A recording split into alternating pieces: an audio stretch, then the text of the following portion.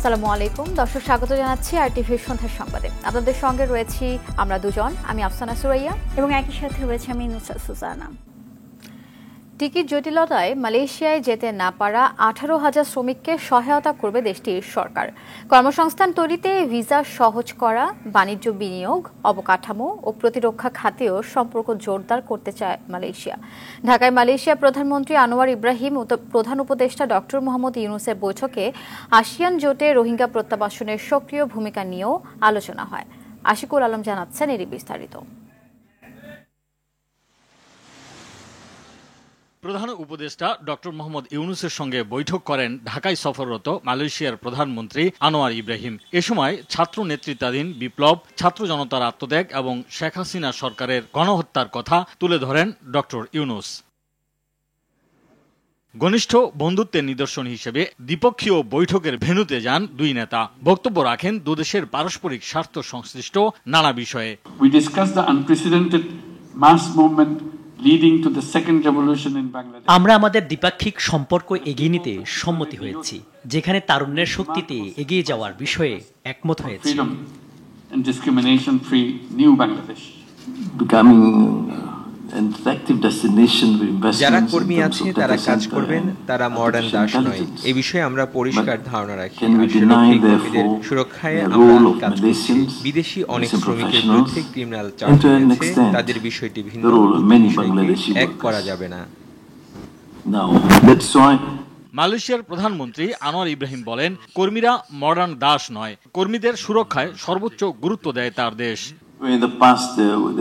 যেসব কর্মী মালয়েশিয়াতে যেতে ঝামেলায় পড়ছেন তাদের প্রথম দফায় 18,000 ব্যক্তিকে সহায়তা দেওয়ার বিষয়ে সম্মত হয়েছি।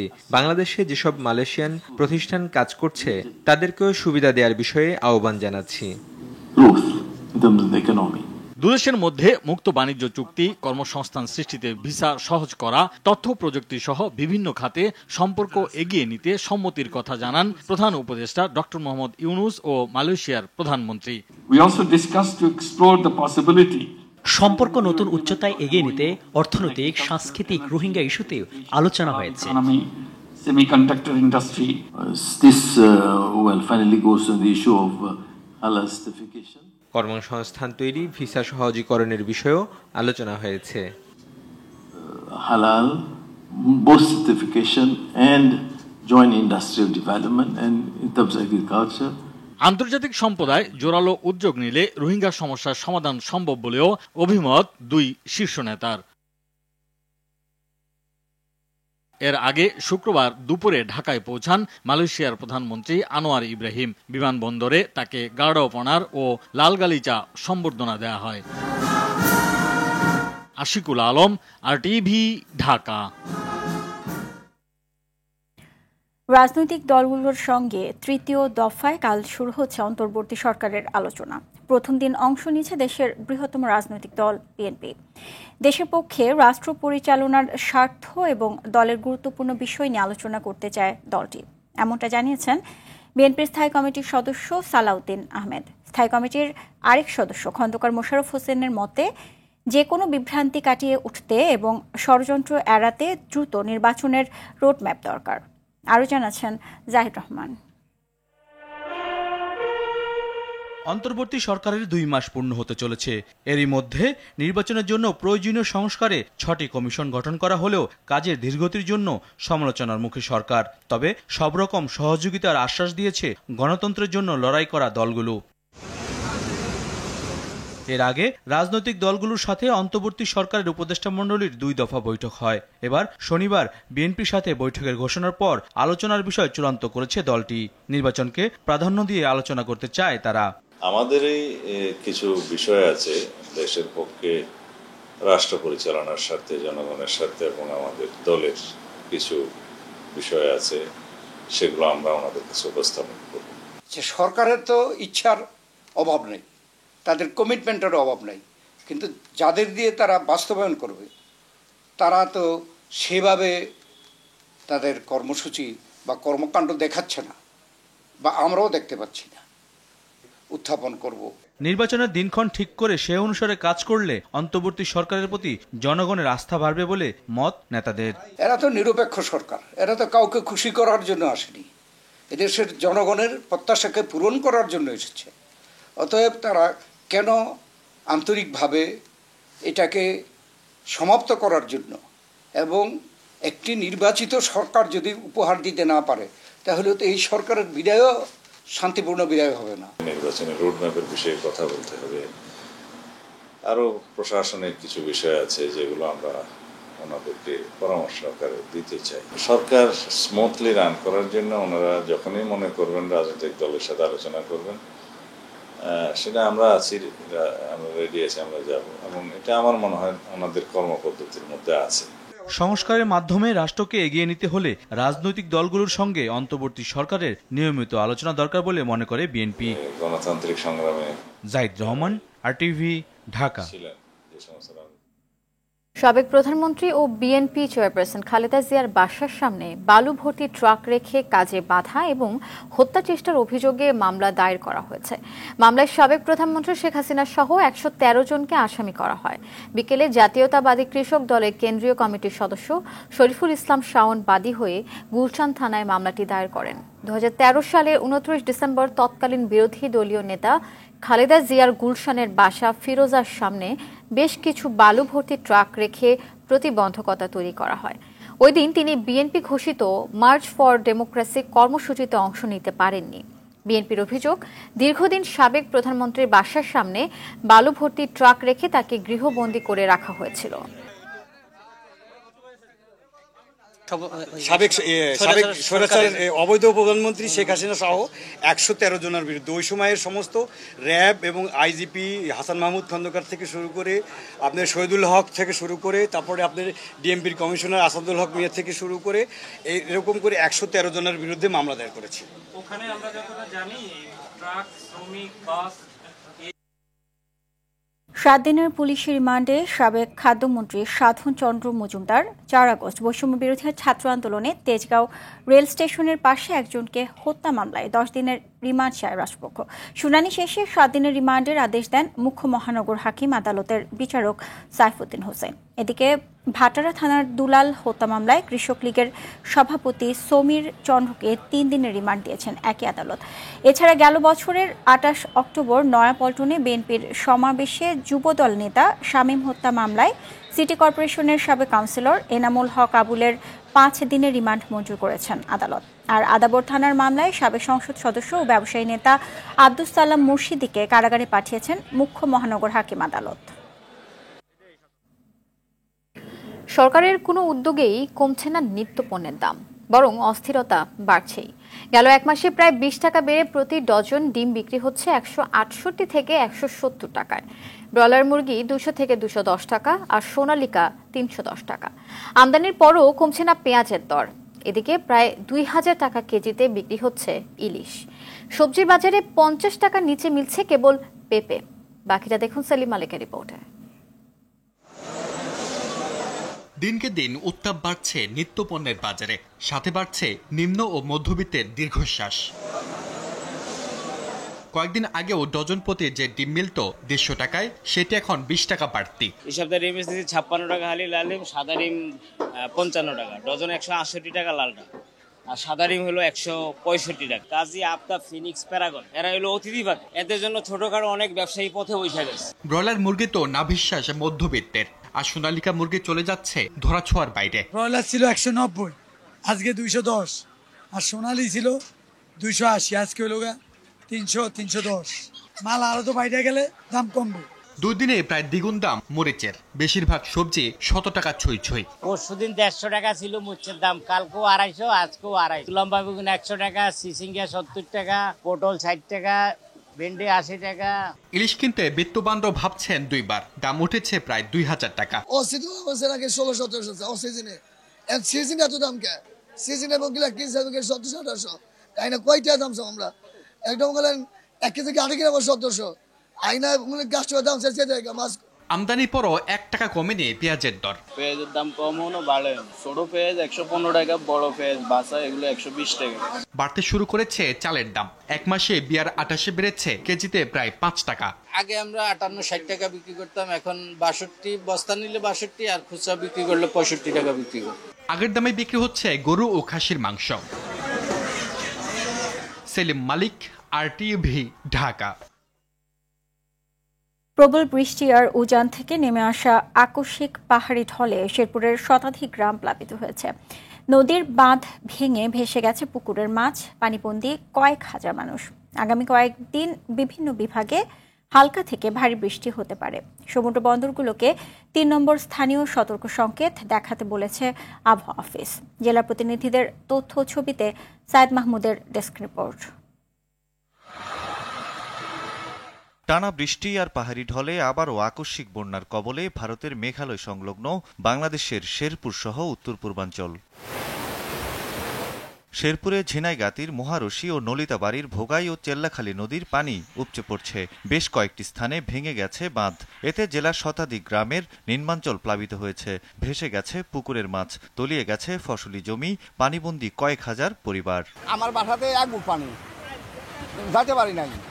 তারপরে আনের ওই উত্তর আরো ধান খেতে 60-70 একর জমি তোলানি, প্রায় 150-200 একর জমি পানি, ঝুট ধান নষ্ট হয়ে গেছে এবং বাড়ি ঘরে পানি উঠছে, পুকুরের মাছ গেছে। শেরপুর পানি উন্নয়ন বোর্ড জানায় শুক্রবার সকালে ভোগাই নদীর পানি নাকুগাঁও পয়েন্টে 172 সেন্টিমিটার, নলিতাবাড়ি পয়েন্টে 56 সেন্টিমিটার এবং চেল্লাখালী নদী বিপদসীমার 526 সেন্টিমিটার উপর দিয়ে প্রবাহিত হচ্ছিল। কৃষি বিভাগের তথ্য অনুযায়ী জেলায় একদিনে 225 মিলিমিটার বৃষ্টিপাত হয়েছে। বন্যা সতর্কীকরণ কেন্দ্র জানায় 24 ঘন্টায় ভোগাই, কংস, সোমেশ্বরী ও জিঞ্জিরাম নদীর পানি বাড়বে। এতে প্লাবিত হতে পারে ময়মনসিংহ, নেত্রকোনা ও জামালপুরের নিম্নাঞ্চল। এছাড়া রংপুর, রাজশাহী, চট্টগ্রাম, কুমিল্লা ও সিলেট অঞ্চলের নদীর পানিও সমতলে বাড়তে পারে। আবহাওয়া অফিস জানায় বঙ্গোপসাগরে লঘুচাপের কারণে বরিশাল, খুলনা বিভাগের নদীতে জোয়ারের তীব্রতা বাড়তে পারে। সমুদ্র বন্দরগুলোতে 3 নম্বর স্থানীয় সতর্ক সংকেত ও অভ্যন্তরীণ নদী বন্দরগুলোকে 1 নম্বর সতর্ক সংকেত দেখাতে বলা হয়েছে। চট্টগ্রাম, রংপুর ও ঢাকা সহ দেশের বিভিন্ন অঞ্চলে হালকা থেকে মাঝারি বৃষ্টি হতে পারে। মৌসুমী বায়ু বাংলাদেশ থেকে বিদায় নিচ্ছে, যাবার আগে কিছুটা শক্তি দেখাচ্ছে। তবে চলতি সপ্তাহের মধ্যেই রাতের তাপমাত্রা কমবে, অনুভূত হবে শীত, এমনটাই বলছেন আবহাওয়াবিদরা। সাইয়েদ মাহমুদ, RTV। আন্তর্জাতিক প্রসঙ্গ। ইসরায়েলে ইরানের সশস্ত্র বাহিনীর অভিযান ছিল সম্পূর্ণ আইনসম্মত ও বৈধ। শুক্রবার তেহরানে জুমার খুতবায় একথা জানান দেশটির সর্বোচ্চ ধর্মীয় নেতা আয়াতুল্লাহ আলী খামেনি। এছাড়া ইসরায়েল মুসলমানদের মাঝে বিভাজন তৈরি করছে বলেও অভিযোগ করেন তিনি। হুঁশিয়ারি দেন ইসরায়েল বেশি দিন টিকবে না। বিস্তারিত বিনিয়ামিনের রিপোর্টে। শুক্রবার জুমার খুতবায় ইসরায়েলে হামলা ইরানের ন্যায্য অধিকার বলে দাবি করেন দেশটির সর্বোচ্চ ধর্মীয় নেতা আয়াতুল্লাহ আলী খামেনি। এ সময় ইরানের সাম্প্রতিক ক্ষেপণাস্ত্র হামলা দখলদার ইসরায়েলের জন্য ন্যূনতম শাস্তি হিসেবেও উল্লেখ করেন তিনি। ইসরায়েলকে সকল মুসলিমদের সাধারণ শত্রু হিসেবে উল্লেখ করে খামেনি বলেন, আমাদের শত্রুপক্ষ ফিলিস্তিনি, লেবাননি, মিশরীয় এবং ইরাকিদেরও শত্রু। আমাদের শত্রু একই। তার দাবি, মুসলিমদের মাঝে ঘৃণার বীজ বপন করতে চায় ইসরায়েল। তাই দখলদারদের দমনে দৃঢ় প্রত্যয় ব্যক্ত করেন খামেনি। হুঁশিয়ারি দিয়ে বলেন, ইসরায়েল বেশি দিন টিকবে না। এ সময় নিহত হিজবুল্লাহ প্রধান হাসান নাসরুল্লাহর কথা স্মরণ করে তিনি বলেন, প্রতিরোধ সংগঠনগুলোর নেতাদের ইসরায়েল হত্যা করলেও তারা পিছু হটবে না। ইরানের সর্বোচ্চ নেতা আশ্বাস দেন, হিজবুল্লাহ ও হামাসের গুরুতর ক্ষতি ইসরায়েল করতে পারবে না। তবে আঞ্চলিক যুদ্ধের আশঙ্কায় মুসলমানদের ঐক্যবদ্ধ হয়ে প্রতিরোধের আহ্বান জানান খামেনি।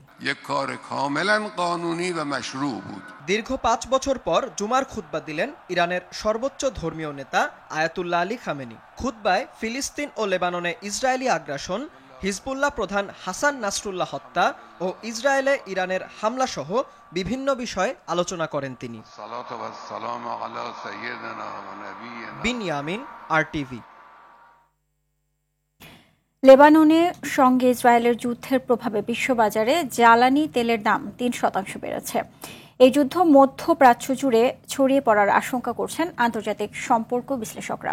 এদিকে জ্বালানি তেলের দাম বৃদ্ধি বাংলাদেশের অর্থনীতিতে বড় ধাক্কা দেবে। একই সঙ্গে মধ্যপ্রাচ্যে যুদ্ধ পরিস্থিতি অর্থনৈতিক সংকট তৈরি করবে, যার নেতিবাচক প্রভাব পড়বে বাংলাদেশি শ্রমিকদের উপর। আতিকা রহমানের রিপোর্টে থাকছে এ ব্যাপারে বিস্তারিত।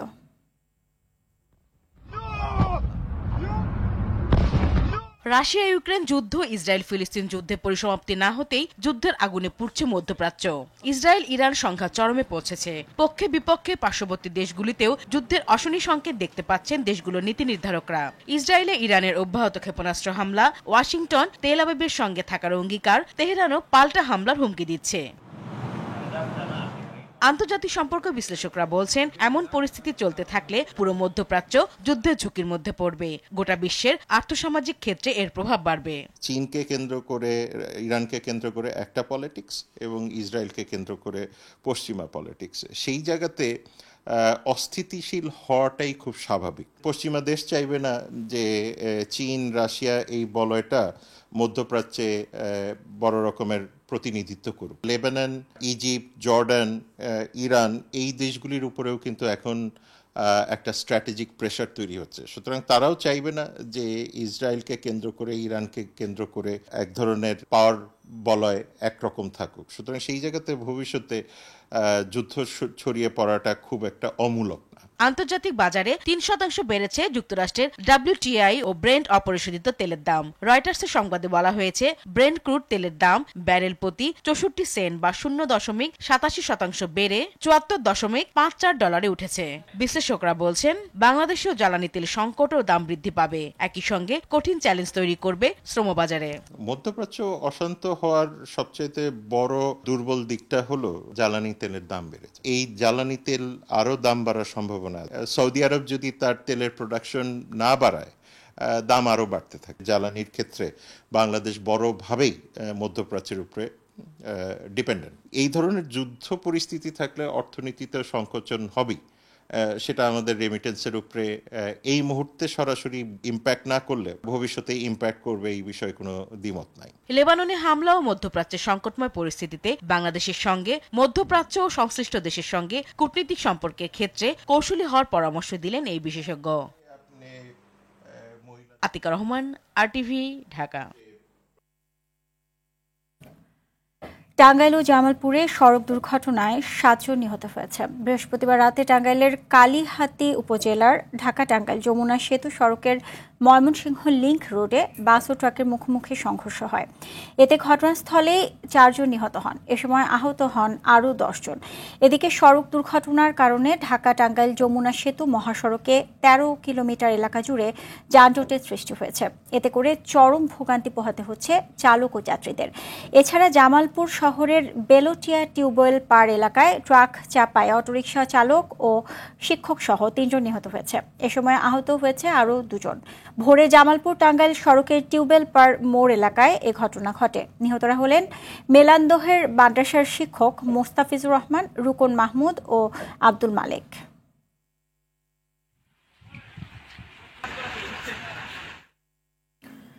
ডেঙ্গুর ভয়াবহতা বাড়ছে। প্রাপ্তবয়স্ক নারী ও পুরুষের পাশাপাশি শিশুরাও আক্রান্ত হচ্ছে ব্যাপক হারে।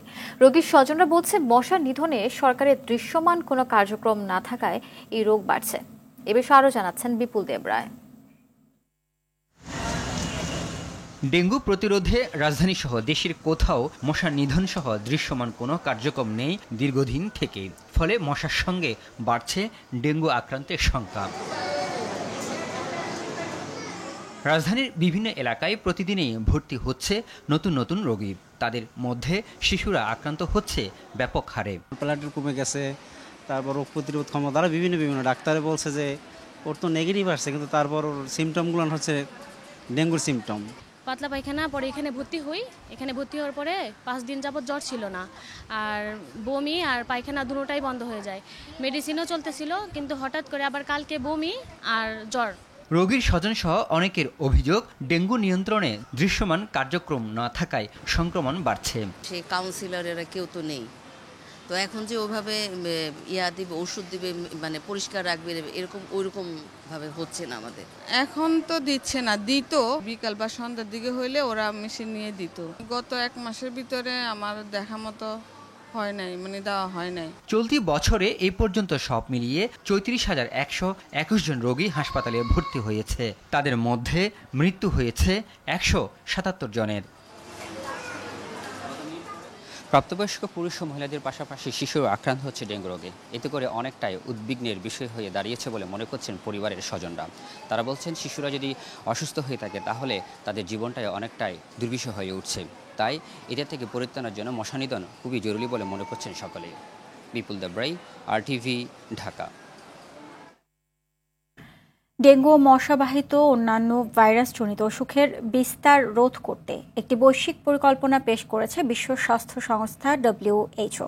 বৃহস্পতিবার সুইজারল্যান্ডের রাজধানী জেনেভায় এই পরিকল্পনার বিভিন্ন দিক নিয়ে কথা বলেছেন সংস্থাটির মহাপরিচালক টেড্রোস আধানোম গ্যাব্রিয়েসুস। সাম্প্রতিক বছরগুলোতে বিশ্বজুড়ে ডেঙ্গু এবং আরভোভাইরাস জনিত বিভিন্ন রোগ দ্রুত বিস্তার লাভ করছে উল্লেখ করে একে বিপজ্জনক ও উদ্বেগজনক বলে মন্তব্য করেন তিনি। WHOর রেকর্ড অনুযায়ী 2021 সাল থেকে প্রতি বছরই দ্বিগুণ হারে বাড়ছে ডেঙ্গুতে আক্রান্ত ও মৃত্যুর হার। 2024 সালের জানুয়ারি থেকে আগস্ট পর্যন্ত বিশ্বজুড়ে ডেঙ্গুতে আক্রান্ত হয়েছেন 1,23,00,000 মানুষ এবং তাদের মধ্যে মৃত্যু হয়েছে 6,000-এরও বেশি লোকের। এই মুহূর্তে বিশ্বের 130টিরও বেশি দেশে ডেঙ্গু মহামারী চলছে। বৈষম্য বিরোধী ছাত্র আন্দোলনে পুলিশের গুলিতে নিহত হন দিনাজপুরের রবিউল ইসলাম রাহুল। ছোট ছেলেকে হারিয়ে পাগল প্রায় তার বাবা মা। দরিদ্র পরিবারটিকে সহায়তা সরকারের কাছে দাবি জানিয়েছেন স্থানীয়রা। দিনাজপুর থেকে আনিস হোসেন দুলালের প্রতিবেদন, জানাচ্ছেন নাদিরা সুলতানা।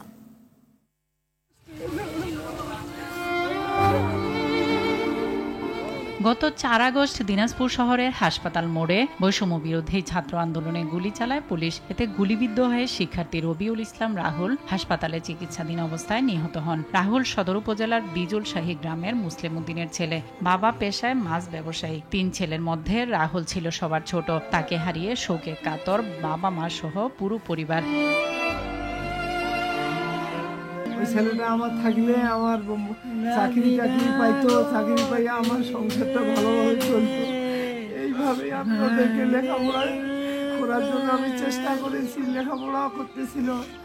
আজকে আমার ছেলেটা যাওয়ার পরে সবাই আমরা মর্মাহত। বিচার চাই। আর দ্বিতীয় কথা, আমার ছেলে যেন সরকারিভাবে যেন ভালো মান মর্যাদা একটা যেন পায়, এটাই আমার আশা। ডাক্তার হবা চাই, চলো বলে বড় হম আর ডাক্তার হম। আমার ছেলে তো যাবা চলে গেছে, আমি তো আর ঘুরে পাবো না। এলাকায় শান্ত বিনয় হিসেবে পরিচিত রাহুল ডাক্তার হয়ে পরিবারের হাল ধরার কথা ছিল। তাই দরিদ্র পরিবারটির দায়িত্ব নেওয়ার দাবি প্রতিবেশীদের। আর্থিক সহযোগিতা পায় তার পরিবার এখন অসচ্ছল, চলতে পারে না। যেই দেশ স্বাধীন করার জন্য সে যুদ্ধ করছে, আজকে তার ফ্যামিলি যদি এরকম অবহেলিত হয়ে থাকে তাহলে তো কষ্টের সাথে কিভাবে সংসারটা যাবে। ছোট ছেলে যাওয়ার পরে বাবা মা যে কি হয় সেটা উপর আল্লাহ জানিবে, আর যায় বাবা মা তাহে জানিবে। রাষ্ট্র সংস্কারের মধ্য দিয়ে একটি সুন্দর বাংলাদেশের স্বপ্ন দেখেন রাহুলের বাবা মা। নাদিরা সুলতানা, RTV। বেঙ্গল সিমেন্টের স্পন্সরশিপের রাজ সম্মেলন 2024 অনুষ্ঠিত হয়েছে যশোরে। জেলার মনিরামপুর উপজেলার 400 রাজমিস্ত্রির উপস্থিতিতে এ সম্মেলন হয়। এ সময় বেঙ্গল সিমেন্টের AGM জিয়াউর রহমান, ASM হারুনুর রশিদ, আলহাজ হাফিজুর রহমান, ইঞ্জিনিয়ার মুখলেসুর রহমান সহ অনেকে উপস্থিত ছিলেন। সম্মেলনে বেঙ্গল সিমেন্টের গুণগত মান ও নির্মাণ সামগ্রীর বিভিন্ন তথ্য উপাত্ত নিয়ে আলোচনা করা হয়।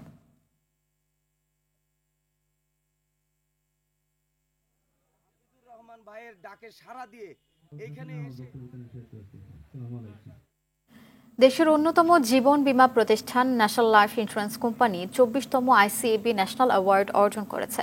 10 সেপ্টেম্বর রাজধানীর একটি হোটেলে এক অনুষ্ঠানে অর্থ উপদেষ্টা ডক্টর সালেহুদ্দিন আহমেদের কাছ থেকে অ্যাওয়ার্ড গ্রহণ করেন ন্যাশনাল লাইফের CEO মোহাম্মদ কাজিম উদ্দিন ও CFO প্রবীর চন্দ্র দাস। অনুষ্ঠানে বিশেষ অতিথি ছিলেন অর্থ মন্ত্রণালয়ের অর্থ বিভাগের সচিব ডক্টর মোহাম্মদ খায়রুজ্জামান মজুমদার, বাণিজ্য মন্ত্রণালয়ের সচিব মোহাম্মদ সেলিম উদ্দিন। ICAB নেতৃবৃন্দ অনুষ্ঠানে উপস্থিত ছিলেন।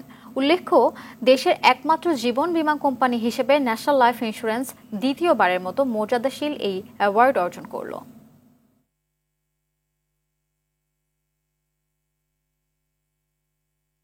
ডেমোক্রেটিক রিপাবলিক অব কঙ্গোর কিভু হ্রদে নৌকা ডুবে অন্তত ৭৮ জনের মৃত্যু হয়েছে। বৃহস্পতিবার কিতুকু বন্দরের কাছে ডুবে যায় নৌকাটি।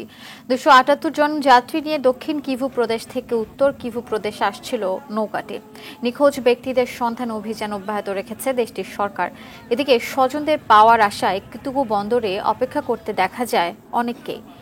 দেশটির সশস্ত্র গোষ্ঠী এবং ডিআরসি সামরিক বাহিনীর মধ্যে সংঘাতের কারণে গোমা ও মিনোভার সংযোগ সড়কগুলো কয়েক মাস ধরে বিচ্ছিন্ন। এ কারণে নৌপথের উপর বেশি চাপ পড়তে থাকে।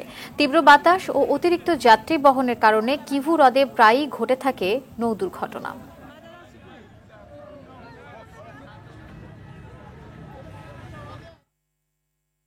আবারও অস্থির ভারতের মণিপুর। রাজ্যটিতে এবার জমির মালিকানা ঘিরে সংঘর্ষে প্রাণ গেল এক পুলিশ সহ অন্তত ৩ জনের। আহত হয়েছেন অন্তত ৪০ জন। বৃহস্পতিবার সংবাদ মাধ্যম দ্য হিন্দু এ তথ্য জানিয়েছে। প্রতিবেদনে বলা হয়, বুধবার রাজ্যের উখরুল জেলায় জমির মালিকানা নিয়ে 2 গ্রামবাসীর মধ্যে সংঘাতের এই ঘটনা ঘটেছে। এই ঘটনায় হতাহতরা সবাই নাগা সম্প্রদায়ের মানুষ। উত্তেজনা কমাতে জেলায় কারফিউ জারি ও ইন্টারনেট বন্ধ করে দিয়েছে রাজ্য সরকার। জাতিগত সহিংসতার জেরে 1 বছরেরও বেশি সময় ধরে উত্তপ্ত ভারতের মণিপুর। নারী টি-20 বিশ্বকাপে নিজেদের দ্বিতীয় ম্যাচে শনিবার ইংল্যান্ডের বিপক্ষে মাঠে নামবে বাংলাদেশ। শারজায় ম্যাচ শুরু রাত 8টায়। আসরে নিজেদের প্রথম ম্যাচে স্কটল্যান্ডকে 16 রানে হারিয়ে দারুণ শুরু করে বাংলাদেশ। এই জয়ে দ্বিতীয় ম্যাচে দারুণ আত্মবিশ্বাস নিয়ে মাঠে নামবে নিগার সুলতানার দল। এর আগে ইংল্যান্ডের বিপক্ষে 3 বারের দেখায় সব ম্যাচেই হেরেছিল বাংলাদেশের মেয়েরা। সবশেষ 2018 সালে 7 উইকেটে হেরেছিল বাংলাদেশ। বি গ্রুপে নিজেদের অবস্থান শক্ত করতে এই ম্যাচে জয়ের বিকল্প নেই লাল সবুজের সামনে। অন্যদিকে বাংলাদেশকে হারিয়ে আসর শুরু করার লক্ষ্য ইংলিশদের।